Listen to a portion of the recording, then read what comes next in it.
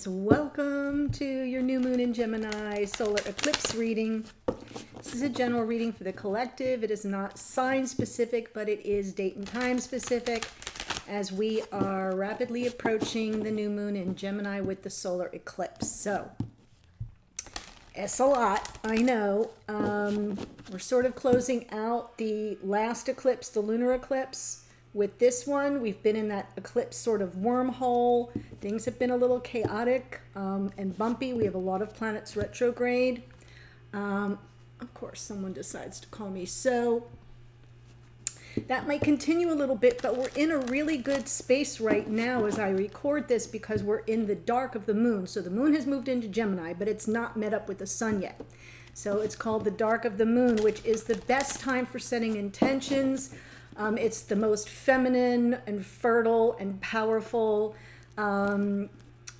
energies to set intentions with. So it's the consciousness that we're bringing to everything is sort of very deep and even a little mysterious in the dark of the moon. So I'm reading something here that was so beautifully written, so I'm just going to read it word for word. It says, all things of power and majesty are born in the dark. This is about the dark of the moon. Literal seeds must be planted in dark, wet, fertile soil. Seeds of mindful intentions are no different. The sun reflects our conscious awareness, and the moon is the power of our unconscious mind. When the moon moves into closer proximity with the sun, the illusion is that the moon has lost her light. But in actuality, she is at her most potent during this part of her lunar cycle because while the sun is what we know, the moon's mystery is the more powerful and much greater part of our psyche. It is she that receives the imprint of our desires and intentions and then will carry them with her as she moves forward when the eclipse is complete. So when the eclipse actually happens, which will be about close to 7 a.m., I think it's like 6:52 a.m. Eastern time, earlier on the West Coast and then later on across the pond. But when that eclipse happens, we're kind of now just going to, all the intentions we're setting now will be carried forth for the next 6 months. So it's not just about your intentions for the next lunation, but for 6 months forward. So it's a really important time because it's in Gemini, monkey mind, monkey mind, monkey mind.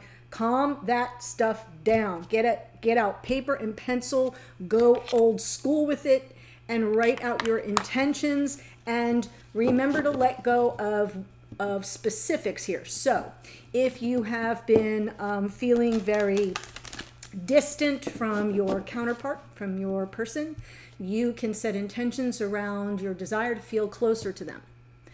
Got it? If there's stress, your desires and intentions are around calm and peace, right? If you're worried or stressed, you want the opposite. If you're lonely, your intention should be about feeling connection. So try to work that through. You can get a little bit more poetic. This would be the moon to do that, but don't let your monkey mind take over. All the energy in Gemini, the sun will be there, the moon will be there, and Mercury is there going backwards. So, you know, in retrograde, it asks us to kind of slow down and go deeper. Got it? So I wanted to share that with you. If you're new to the channel, welcome. That's always my little intro about the lunation we're dealing with. And so I hope you enjoyed it or got something out of it.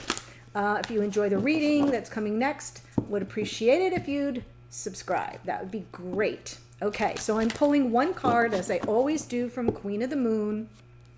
Let's see the general energies we're working with here. Ah, love it. Abundance, card 38. 3 and 8 is, wait for it, 11. So we are getting the abundance card here. Card 38. I almost opened right to it. So it says, take advantage of this time of abundance. It's all around you. Possibility and opportunity are everywhere. You are open and responsive to the abundance around you. There is enough for everyone. So it is about opportunity and stability. It feels very 10 of Pentacles to me. Good energies to work with, that's for sure.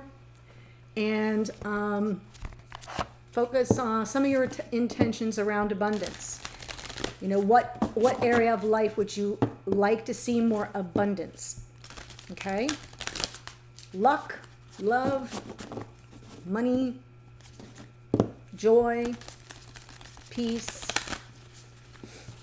Add that to your intentions. Okay, so now you know I'm pulling from Sacred Traveler for us where we've been, where we are, where we're headed with this lunation, where we've been, vast vistas, working on expanding our horizons.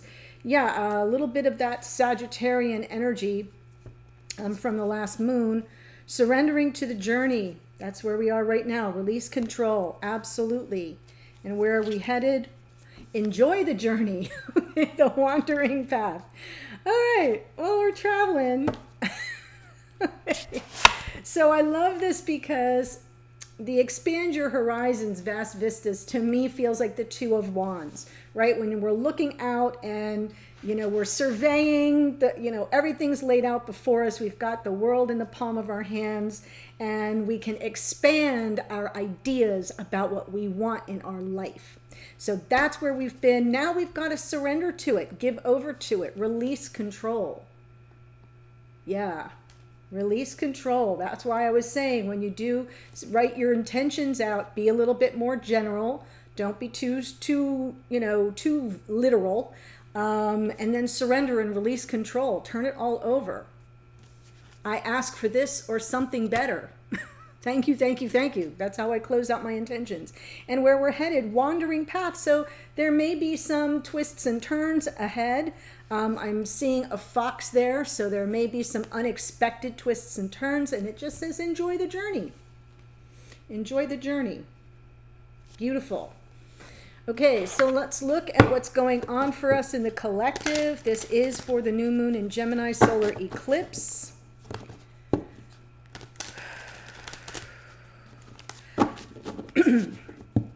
I have actually been feeling super confused, and sort of my mind's been all over the place. But today I'm starting to feel calmer. I just share that because I'm super sensitive to shifts in the cosmos, and I'd say from the full moon on the 26th till just up till last night, things have been pretty brutal, if I'm being totally honest. And today I'm feeling an odd sense of calm. So right after this, I'm going to set my intentions. What was I just saying? What was I just saying? Feels very Ten of Pentacles. So here we are, guys.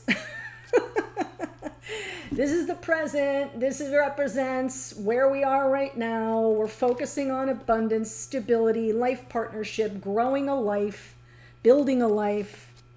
Wow. So what's crossing us here? Little Gemini for you. Lovers. So this represents the challenge, right? It represents, you know, we both have to buy in if we're going to make this thing work. And there may be a challenge with regard to union for some of us, reunion for others, and choices. And I'm just pulling the rest of the cards. Right, got it. Ooh, I love that one. Ah, gorgeous. Oh my God, oh my God, oh my God. Okay, so let me make sure I'm getting my clarifying deck out. So underneath, below, this is sort of what's rolling around in our psyche here, the King of Swords. This can be us, it can be the other person, but there's a lot of thought here. There's a lot of mental energy in the King of Swords. As you know, I like to tell people that the queens all have extra cups and all the kings have extra swords. This is swords on swords. So this is a very analytical, you know, strategically minded energy coming through in a King of Swords. It does represent air energy, Gemini, Libra, Aquarius, surprise, surprise. But it's also about wanting to do things the right way, and therefore creating a strategy to be sure you got all your ducks in a row. Your, you know, honor, integrity, honesty, character, reputation is all wrapped up in the King of Swords. But it feels to me like why this is below is because there may be something that feels cool and aloof and not accessible, because somebody is too much in their head and there's nothing coming from the heart. So I like to say also that the King of Swords, while very high-minded and can be idealistic, very intellectual and rational and logical, sometimes it's kind of like Spock. They're just not very accessible on an emotional level. So that could be something that is coming between you and another person. Could be your own energy, just so you know. The Three of Swords in the past.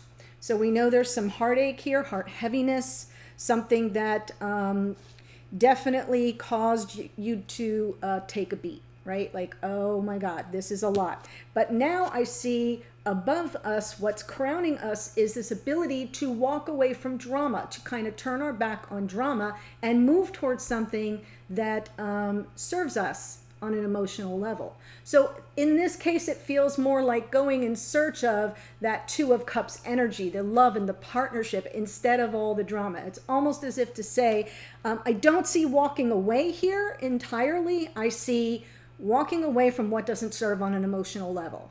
That can be an energy of drama. So for some of you, this may be you operating from your rational mind and not following the drama. Got it?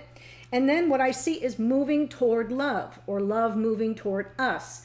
The Knight of Cups is the love we seek. It is the direct opposite of this Three of Swords. It is the total offer of open emotions when one is wearing their heart on their sleeve with nothing to hide, and offering that cup of love. As I said, could be us, could be the other person. But it looks like it's a pretty good indication of something very positive to come. So let me start by clarifying the Ten of Pentacles. Wow, that Ten of Pentacles blows me away.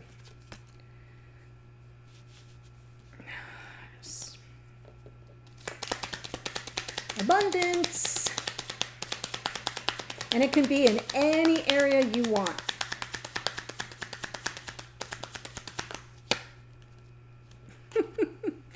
But I'm kind of thinking you're after, this is a masculine archetype of life partner, King of Pentacles, someone who comes and someone who stays and has your back and works through daily life with you. This is the building the life with card. Could be you, could be your divine counterpart. Yeah. Five of Cups, reflecting on mistakes of the past, regrets of the past. Hanged Man underneath suggests that you may be at a standstill here. There may be a delay because you're both needing to take a more objective look at the mistakes of the past, right? Because I said here, you're going in search of your Two of Cups, right?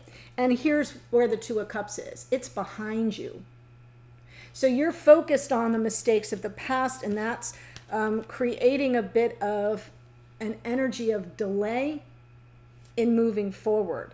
So I'm seeing the desire for the abundance, the desire for life partnership as the masculine archetype of the King of Pentacles, or with a masculine archetype of the King of Pentacles that is Earth energy, Taurus, Virgo, Capricorn, doesn't have to be Pisces in the Hanged Man.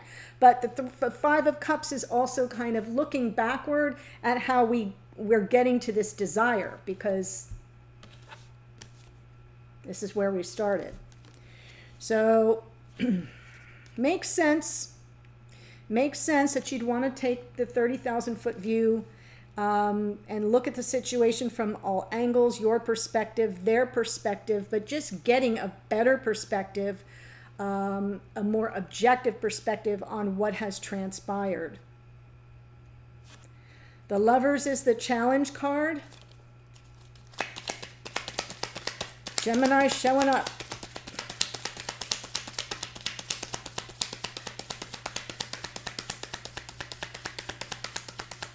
Even in the dark moon phase, the moon is saying, you can run, but you can't hide. I see you anyway. There we are, Queen of Cups. So that's about emotional. It's emotional. It's coming from one's heart. Yeah. This is the challenge, is Queen of Cups, Knight of Cups. on top of that Lover's card. So there may be a need for more empathy and compassion. Remember, the Lovers is the challenge card, so we have to choose love. We have to choose to be compassionate, not just with ourselves, but with the other. Because see, stuff has gone down here, guys, and the regrets are there. The grief and sadness is there right now. And so I have a feeling that we may need to give some more attention if we want this. If we want this Four of Wands energy, if we want the love, we have to come from love. So that would require making peace with the past, what we brought to the party that resulted in this energy, and what they brought, and, you know, finding compassion, choosing love. Love is a choice, but I'm seeing a challenge here. So I've got the Knight of Cups out twice now. Queen of Cups may be coming out reversed is how it's feeling to me, because the challenge here is there may be some resistance to the emotional, to the offer of compassion, to the offer of love, and what's the word I'm looking for? What I'm feeling here is someone is withholding their love. Queen of Cups reversed. And may be feeling too needy at this moment to be able to give the kind of love that is required for this life partnership. So something to think about, something to consider.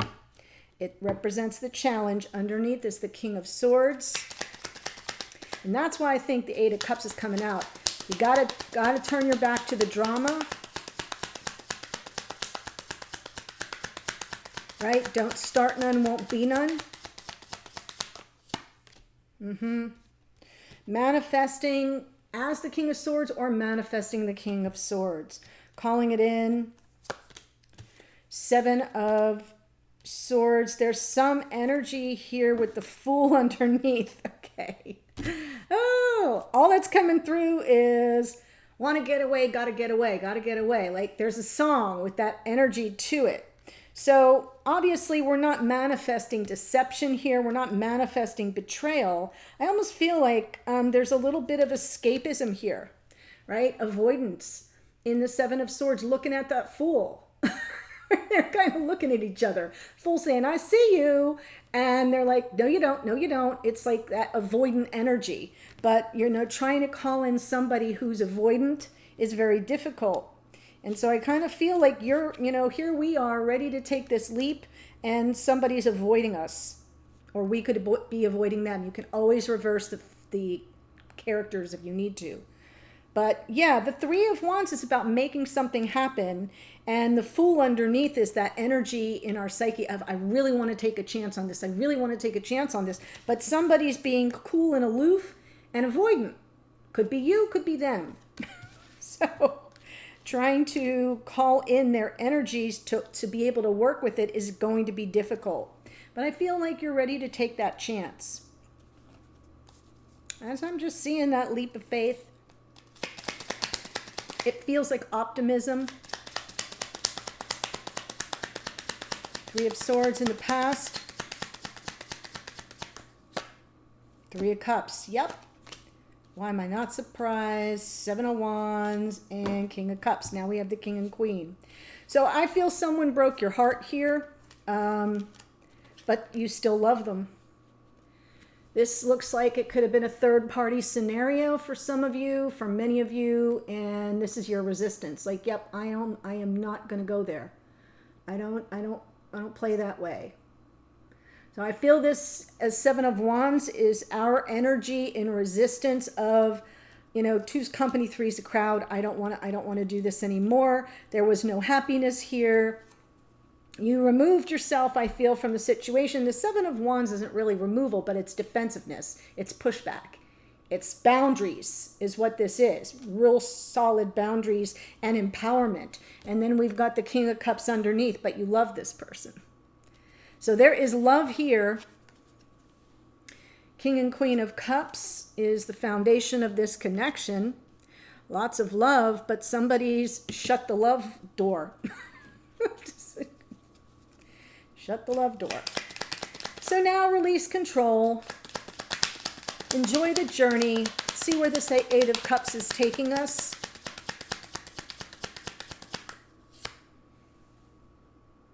I'm going. I'm right there. Just got to find the Two of Cups, bring it back to the 8. 8 and 2 is 10. There we have it. I love it. That's our strength. That's where we're headed. One more, Devil and Tower. Woo! So being that it's underneath, I feel the Tower already happened. I feel this Devil represents the drama, right? This was either a toxic connection. We have Three of Swords, Three of Cups energy that you firmly resisted or pushed back against. But there's some karmic energy here in this connection. I feel something that's been on repeat, a cycle that repeats, that's toxic and negative in karmic energy. And it blew everything up. And now you're sort of like turning your back on that drama, right? No more Devil, turning your back on the drama, but moving toward the happiness you seek, the love and the happiness you seek. Wow. I'm okay with the Devil in this particular part of this reading, because what I'm doing is I'm sharing with you your strength and what your goals are and what you're going for. What's crowning us here is, now that we've shut down that third party energy, whatever it is, whatever that interfering middleman energy was, could be a person, could be distance, could be job, could be meddlesome family members, could be anything, but could be ego, right? The Devil. So, but whatever it is, whatever it was, it didn't serve you. So that's the part you're leaving behind. Not necessarily the person, but that energy. That's why we've got a challenge here with the Lovers, because the Queen of Cups in reverse is saying, yeah, nope, I don't have compassion for that.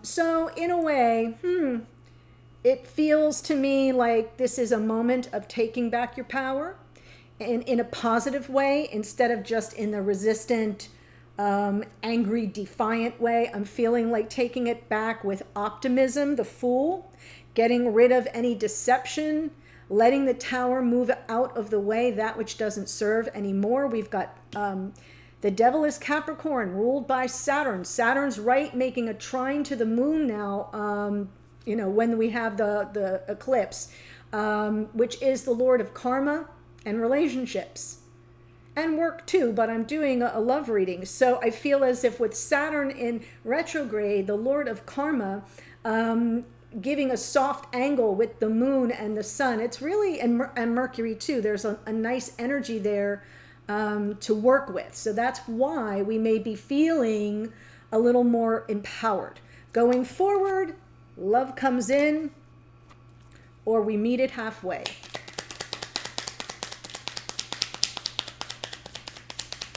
We have Aries there in the Tower. Woo! Yeah, don't sabotage it. Okay, good. And Justice. Okay, so I see the wish being granted, and then something kicks up. We get in the monkey mind, and I'm feeling that this is more about self-sabotage. So all we need to do is strike a comfortable balance. Justice is about finding some measure of vindication so that you don't feel the need to defend. You don't set the situation up for failure here. I do feel that there's a potential for that, but the healing of the star and the wish being granted of the star may help you get the balance that you're seeking, because this is going to be underneath. So get out what you need to get out. I don't feel there's any need to be passive aggressive about it, which is what the Five of Swords feels like to me in this setting. Feels like, yeah, the love comes in and then we're passive aggressive. And then we feel like, oh, now's the time to settle the score. No, that won't be the time. Seek the balance. Yeah, level playing field is what's called for, and let the star, what you're really hoping for, be the guide. Beautiful reading. So if this is speaking to you and you want to see what's coming up with your connection, I'm going Aries through Pisces in the extended. The link is below. I'll be looking at you and your divine counterparts. I'll go from Aries, and it's good for Sun, Moon, Rising, Venus. Okay, Sun, Moon, Rising, Venus for the extended, all signs individual. You'll be able to tell when I shift out the decks. I don't dice and splice my videos, so you'll be able to tell. And I'd love to see you there so we can kind of see what you're working on with all this beautiful eclipse energy, and that extended may help you set some intentions that are more specific to your signs in your personal planets as well as that of your divine counterpart. So new moon blessings to you, one and all, and I will see you in the extended. Take care.